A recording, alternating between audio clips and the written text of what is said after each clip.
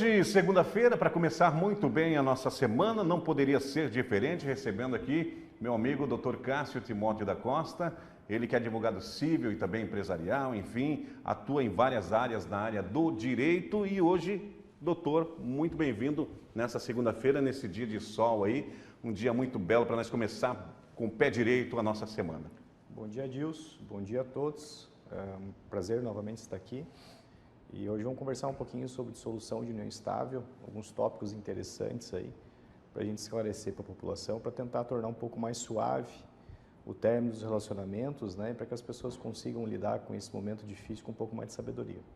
O assunto hoje, o doutor já falou, vai ser que a dissolução de união estável, quando se trata desse assunto, né, doutor, é bastante delicado, porque todo mundo, né, sempre tem o objetivo do quê? De namorar, noivar e casar, né? Hoje em dia está sendo um negócio mais rápido, né? Mudou muitas coisas entre os relacionamentos, né, doutor? As pessoas hoje em dia se conhecem e já vão morar junto rapidinho, né? Tá tudo beleza, tudo maravilha, né, doutor? Mas quando acontece umas brigas aí, o pessoal, né, o casal se separa, daí vem as dores de cabeça. E hoje nós vamos falar sobre esse tema, né? Como é que funciona as divisões e tudo mais, o doutor vai ampliar para nós. O telefone para você participar na tela, 3360-1101, 3360-1101 é o WhatsApp aqui da produção, da TVC Panorama, do programa Hora do Povo. Você manda a sua mensagem, de repente, e nós vamos aqui remeter aqui para o Dr. Cássio, que vai ampliar as informações e esclarecimentos para vocês, tá certo?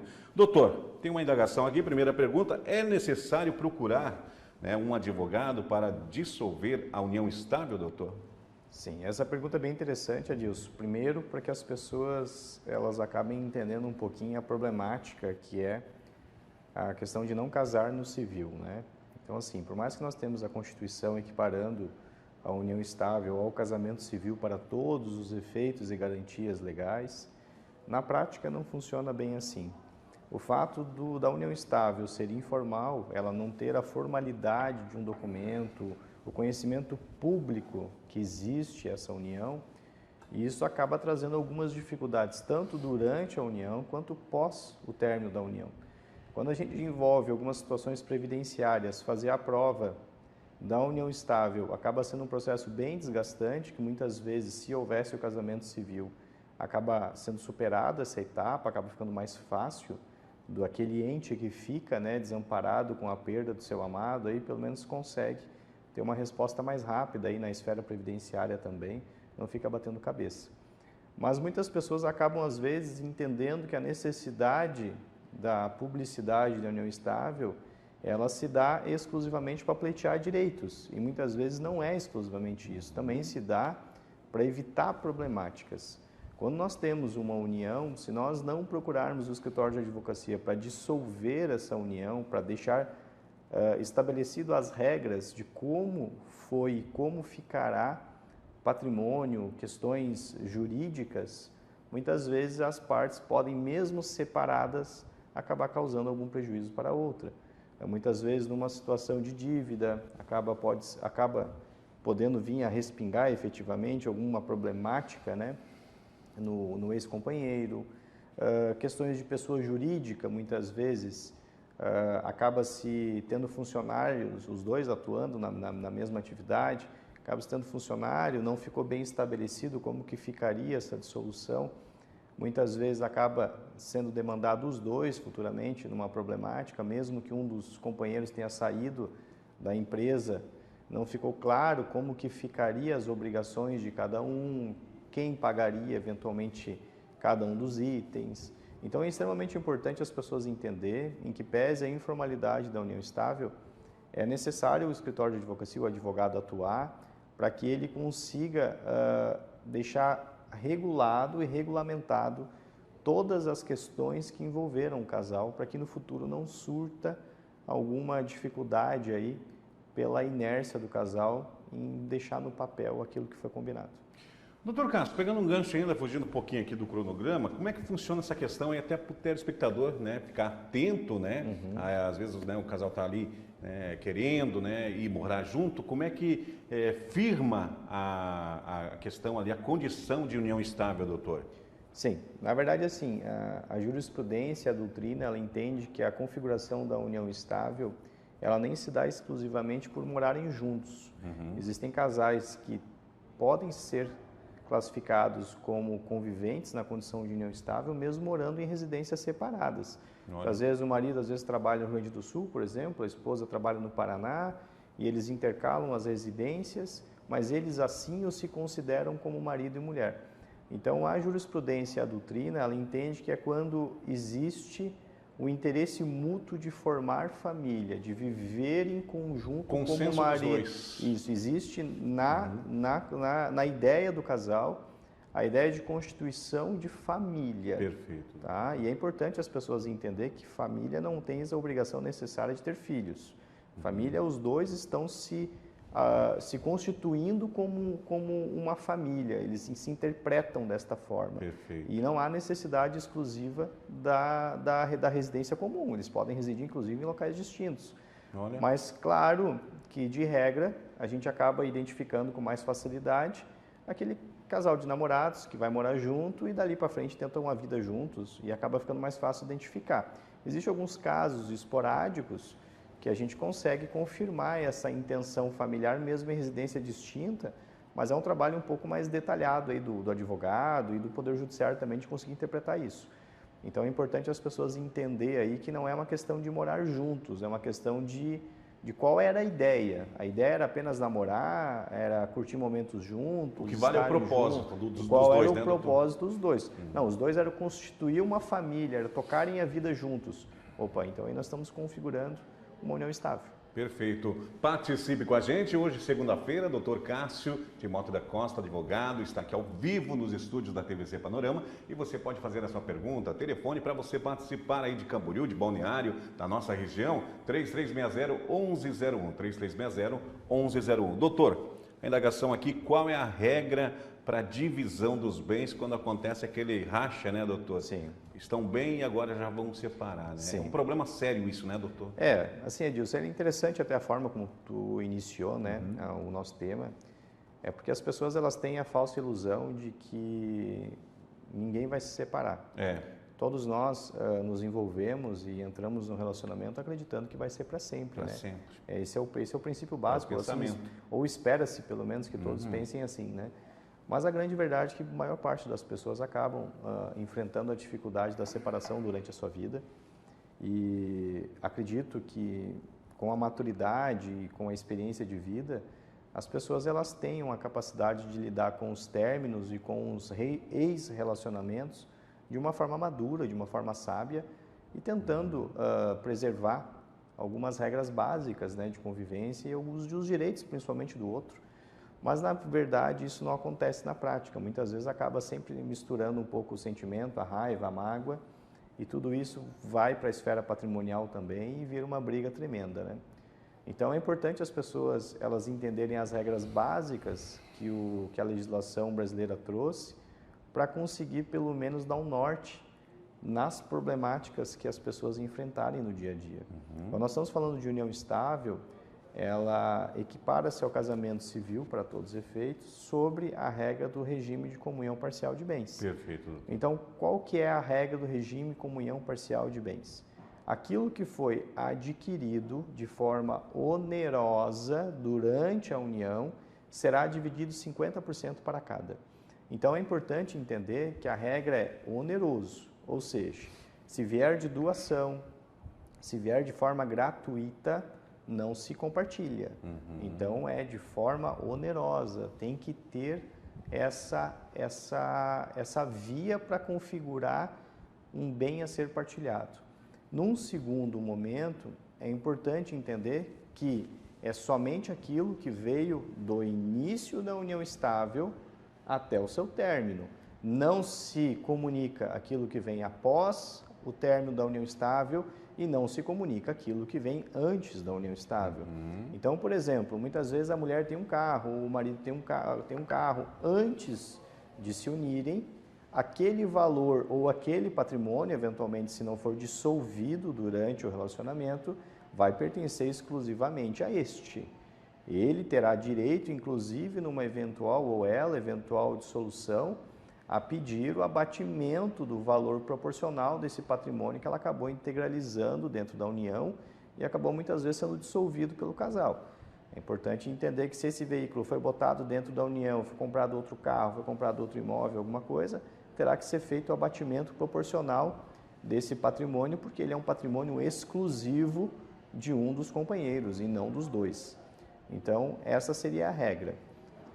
Muito bem, 10 horas e 50 minutos. Doutor, chegou uma pergunta aqui dos nossos telespectadores, dos nossos internautas. Eu vou procurar aqui ver, abrir aqui. A Marisa, tá? Marisa Farias, ela mandou uma pergunta e eu vou fazer para o doutor. Vou passar então para você. Obrigado, a Marisa, né? Está nos assistindo, obrigado por estar acompanhando. Bom dia, doutor Cássio, bom dia, Dilson. Quero que o doutor me fale algo ou diga algo na figura sobre o contrato de namoro. Existe, doutor, contrato de namoro? Para mim é novo. Na verdade, eu agradeço a pergunta aí, porque a gente acaba fazendo algumas vezes no escritório. Isso daí existe sim um contrato de namoro. É mesmo, doutor? Tem, eu tenho um caso bem emblemático até, que a gente acabou fazendo para o empresário. E eles inclusive, eles traziam algumas cláusulas interessantes com a questão de que, eventualmente, se houvesse uma traição, haveria uma multa muito alta. Então, é possível trazer essas regras, sim, e os namorados podem estabelecer isso. Inclusive, eu oriento esse contrato para pessoas que, eventualmente, possuem um poder financeiro significativo ou que movimentem dinheiro, imóveis, porque é um problema muito grande depois, numa eventual disputa judicial, os enfrentamentos que nós temos. Nós pegamos um empresário, por exemplo, às vezes, e nós não estamos aqui taxando classe financeira necessária para isso. Eu estou falando todo e qualquer empresário, toda e qualquer pessoa que acabe fazendo fluxo de patrimônio ou movimente nas suas atividades diariamente. Doutor.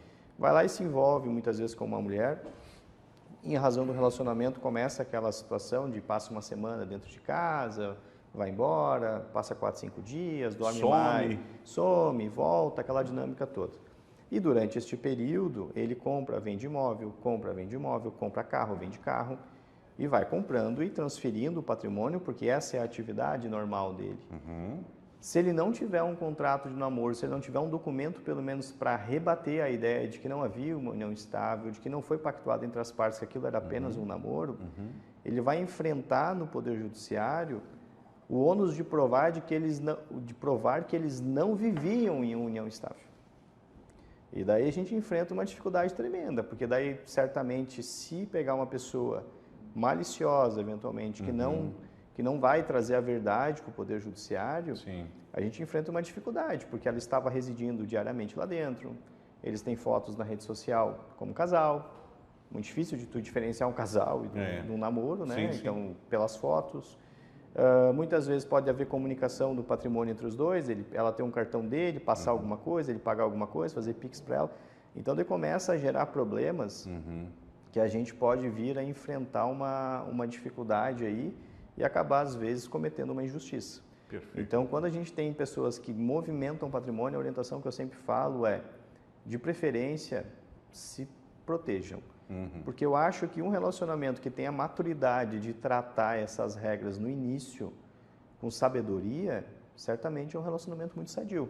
Saudável, né? Saudável. Não vai dar problema. É uma pessoa que entende que ela está se envolvendo com alguém que possui patrimônio, que tem uma vida ativa e que está tentando se resguardar de qualquer situação futura. Ou seja, os dois super esclarecidos. Os dois super esclarecidos e os seus interesses estão claros daí e bem determinados, né? Nós vamos para um breve intervalo começando, doutor. Assunto legal pra caramba sobre dissolução de união estável. É rapidinho. E no terceiro bloco, no bloco ali das informações de polícia, tivemos um atentado aqui na Praça Almirante Tamandaré. Uma viatura da Guarda Municipal foi incendiada nessa madrugada. Você fica sabendo tudo isso e muito mais durante o programa. Já voltamos. Voltamos ao vivo com o programa Hora do Povo desta segunda-feira. Para você que está nos assistindo em qualquer lugar aí da nossa região, sejam bem-vindos. Programa Hora do Povo com Adilson Cardoso e nós vamos juntos hoje, doutor Cássio Timóteo da Costa, trazendo informações importantes. Temos aí, doutor, mais uns 4, 5 minutos, tá? Para nós debater aqui. Vamos acelerar essas perguntas aqui, doutor. Sobre a guarda do filho. Sempre é com a mãe, doutor? Acho que nem sempre, né? Essa é uma pergunta interessantíssima, na verdade. Porque, assim, existe um pensamento, digamos, na sociedade de que o direito de guarda é sempre da mãe. E isso é uma mentira, né? A guarda, ela tem que respeitar os princípios que nós temos lá no ECA, que é o melhor interesse da criança, a questão de ter um lar saudável, que proporcione saúde, educação, alimentação a essa criança. Então, nem sempre a mãe vai atender esses requisitos e nem sempre a mãe vai conseguir satisfazer esses interesses e essas necessidades do menor da melhor forma possível. Às vezes o pai pode eventualmente atender. Mas confesso, Adilson, de modo geral, é importante até deixar claro isso, através da televisão aqui, que existe um certo, digamos assim, desleixo ou tendência do Poder Judiciário na interpretação dessa situação, porque de regra geral, eu tenho notado assim dos juízes que eles tendem a pender sempre em favor da mãe, mesmo em casos onde há comprovação ou há pelo menos alguns indícios aí de que a mãe não esteja nas melhores faculdades ou na melhor condição para cuidar do menor. Então, assim, confesso para ti que esse consenso comum ele se dá talvez em razão dessa forma ou desse tendencionamento que existe do Poder Judiciário a conceder a guarda. Claro que também faço um pensamento de alguns doutrinadores de que as crianças, pelo menos, principalmente na menor idade, aí, até os seus 5, 6 anos, talvez elas tenham uma necessidade biológica, uma necessidade mental maior para com a mãe do que para com o pai, talvez. Mas em determinados momentos aí eu vejo que o Poder Judiciário acaba se equivocando e não interpreta muito bem em favor do pai, quando deveria, tá?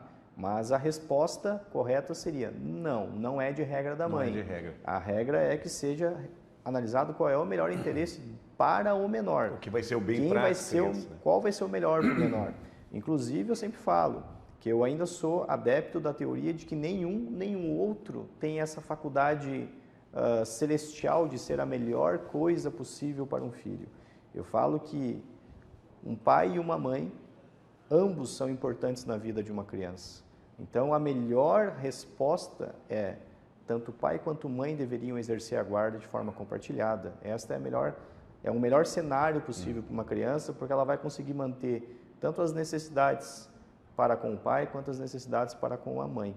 Mas às vezes no dia a dia a gente enfrenta algumas dificuldades, alguns pais que não querem exercer o papel de pai, algumas mães que não querem exercer o papel de mãe, e daí a gente começa a discutir essa situação de guarda de uma forma mais unilateral. E nessa situação também acaba também favorecendo a criança porque acaba tendo também o firmado, o laço afetivo, né, doutor, das ambas as partes, né? Com certeza.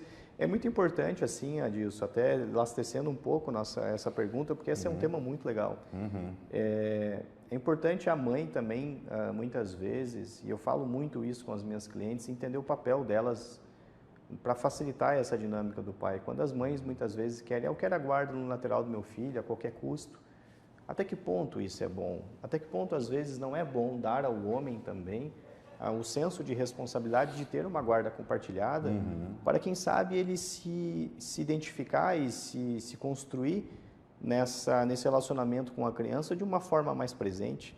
Então às vezes é importante também os dois lados aí cederem um pouco e botarem os seus ressentimentos, as suas eventuais dificuldades por traição, muitas vezes. Deixar o orgulho de lado, de lado e tentar pensar o que é melhor para a criança. Verdade. Você certamente, se você estivesse na figura da criança ou conseguisse escutar pelo menos os interesses do menor, certamente a criança pediria que ela quer o pai e a mãe.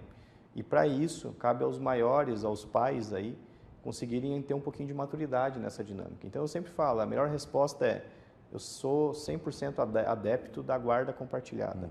Pai e mãe exercendo os cuidados e as obrigações de forma mútua. Agora, se nós formos numa situação de individualizar a guarda, daí nós temos que analisar qual é o melhor interesse do menor. Doutor, 2 minutos para nós fazer essa última pergunta aqui sobre os animais, né? Que também é uma briga, né, doutor? Tem um animal de estimação. Como é que é feita essa questão? E com quem fica, doutor, o animalzinho? Numa geração que nós estamos, onde uma boa parte dos casais mais jovens hoje estão optando por não ter filhos, né, e ter animal de estimação, É uma pergunta bem legal. Assim, a legislação atualmente, nós estamos falando atualmente por quê? Porque existem vários projetos legislativos que estão em votação, que estão em discussão, mas de regra, o animal de estimação ele é considerado um bem material. Então, qual que seria a regra? Ele é partilhado, assim como um carro é partilhado, como uma moto é partilhada, e de acordo com os interesses do casal lá, fica para um ou fica para outro. Porém, alguns juízes, quando existe disputa por quem ficará com o menor, estão aplicando de forma subsidiária as interpretações trazidas para a disputa de crianças. Então, estão fixando visita, estão fixando qual deles será o tutor, né, o responsável pela guarda e manutenção daquele menor, de que forma que vai funcionar esse convívio para com este animal. Mas, de regra, ele é considerado um bem material e ele é partilhado, assim como um veículo e tudo mais. Mas eu sempre falo que, nesses casos também, alguns juízes têm pensado e analisado, buscando um princípio que a gente fala do afeto, tentando entender com qual cuidador, digamos, o animal tem mais afinidade, com qual cuidador ou qual cuidador poderá atender melhor as necessidades desse animal, em qual local que ele vai ficar. Às vezes um mora numa casa, o outro não tem um local para deixar esse animal. Então, às vezes, existe N questões aí que devem ser analisadas. Então, é importante aí, nesse caso, se pensar no modo mais amplo. A regra básica é que é um bem a ser partilhado e pronto. Existem já algumas interpretações, quando não existe consenso, de analisar os interesses do menor, o afeto também, do animal, perdão, o afeto, eventualmente, com as mesmas interpretações que são feitas para os menores e, eventualmente, também tentar analisar aí a questão do que seria o local mais adequado para ele ficar. Perfeito. 11 horas e 3 minutos, doutor. O tempo passa rápido. Vou agradecendo o assunto hoje. Muito legal mesmo esse tema aí. E talvez um outro programa a gente traga mais questões baseado nessa condição aí, doutor. Esse tema aí que foi realmente fantástico para essa segunda-feira. Vou agradecendo a presença do doutor Cássio hoje, nessa segunda-feira. Espero que seja segunda-feira que vem, doutor. Perfeito, querido. Um tema interessante. Igualmente, Edilson. Mais uma vez, obrigado a todos. Obrigado por quem participou do programa aí também. Espero contribuir. A gente sempre ressalta, né, que o conhecimento jurídico ele é limitado, porque nós temos tantas informações, tantas legislações, mas tento pelo menos da prática do dia a dia, com as jurisprudências e entendimentos mais recentes, pelo menos esclarecer um pouco a população com aquilo que a gente trabalha, para que fique um pouco mais fácil o dia a dia. Essas situações, doutor Cássio, se depara todos os dias e com certeza sempre vai ser de grande valia para nós. Vamos para um breve intervalo comercial rapidinho e já voltamos. Obrigado.